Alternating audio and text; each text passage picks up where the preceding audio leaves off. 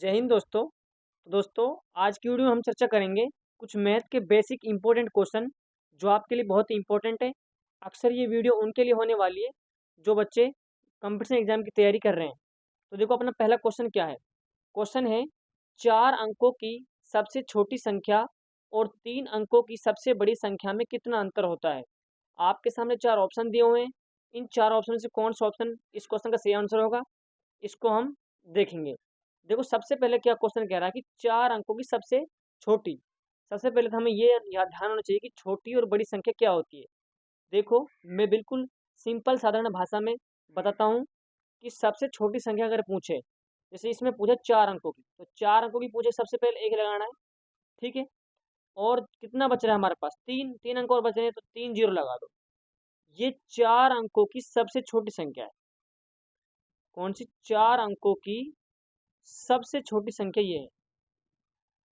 ठीक है। तो 4 अंकों की सबसे छोटी संख्या क्या हो गई? 1000 हो गई।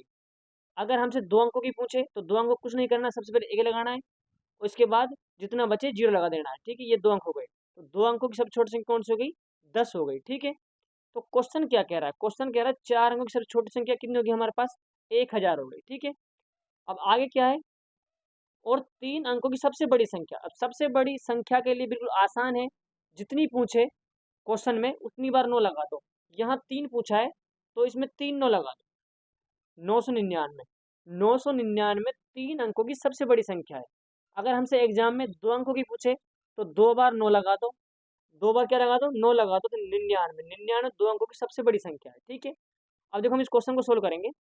अब 4 अंकों की सबसे छोटी संख्या, तो हमने देख लिया 4 अंकों की सबसे छोटी संख्या 1000 होती है। ठीक है।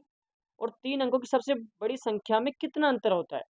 अब अंतर का मतलब क्या होता है? माइनस हो गया। ठीक है। अंतर का मतलब क्या हो गया? माइनस। और सबसे बड़ी संख्या कितनी होगी 3 अंकों की? 999।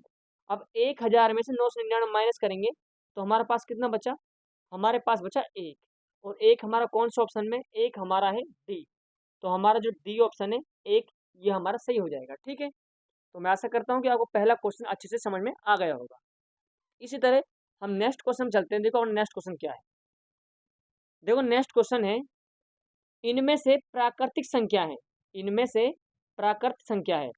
अब ध्यान देना है, आपके सामने 4 ऑप्शन दिया हुआ है, 0, 4, -7, डी -3। तो इन 4 ऑप्शन से कौन सा ऑप्शन इस क्वेश्चन का सही आंसर होने वाला है। देखो, सबसे पहले क्या करना है, सबसे पहले हमें वही चीज समझनी है कि प्राकृतिक संख्या क्या होती है। देखो, प्राकृतिक संख्या होती है, प्राकृतिक संख्या, प्राकृतिक संख्या वो संख्या होती है जो एक से स्टार्ट होती है, 1 2 3 4 डॉट डॉट डॉट डॉट अनंत तक चलती है। ये अनंत का चिन्ह है। ठीक है। तो वो संख्या जो एक से स्टार्ट होती है और अनंत तक चलती है, ऐसी संख्याओं को प्राकृतिक संख्या कहते हैं। मैं आशा करता हूँ कि आपको अच्छे समझ में आ गया होगा कि अगर हम साधारण भाषा में बात करें तो जिनको हम गिनती में यूज करते हैं, गिनती हम एक से स्टार्ट करते हैं। ठीक है। गिनती कहाँ से करते हैं? एक से स्टार्ट करते हैं। और गिनती को हम डॉट डॉट अनंत तक पढ़ते हैं। ठीक है।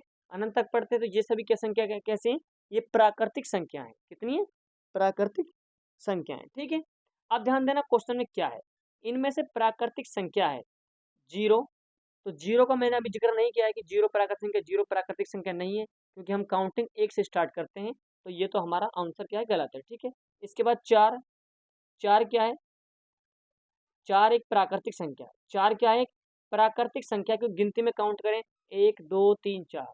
ठीक है। तो 4 भी क्या है? एक प्राकृतिक संख्या है। -7। -7 कोई प्राकृतिक संख्या नहीं होती। प्राकृतिक संख्या कभी माइनस में नहीं होती। ठीक है। -3, मैंने पहले बोल दिया कि माइनस में अगर कोई संख्या है तो प्राकृतिक संख्या नहीं है। ये सभी आंसर क्या है?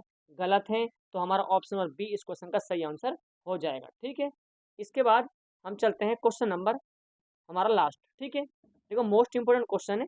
ठीक है। देखो, क्वेश्चन है, -21 और -54 इनमें कौन सी संख्या बड़ी है। देखो, अक्सर बच्चे इसमें कंफ्यूजन हो जाते हैं कि सर माइनस में संख्या छोटी बड़ी कैसे होती है। देखो, मैं आपको एक बात समझा देता हूँ अच्छे से।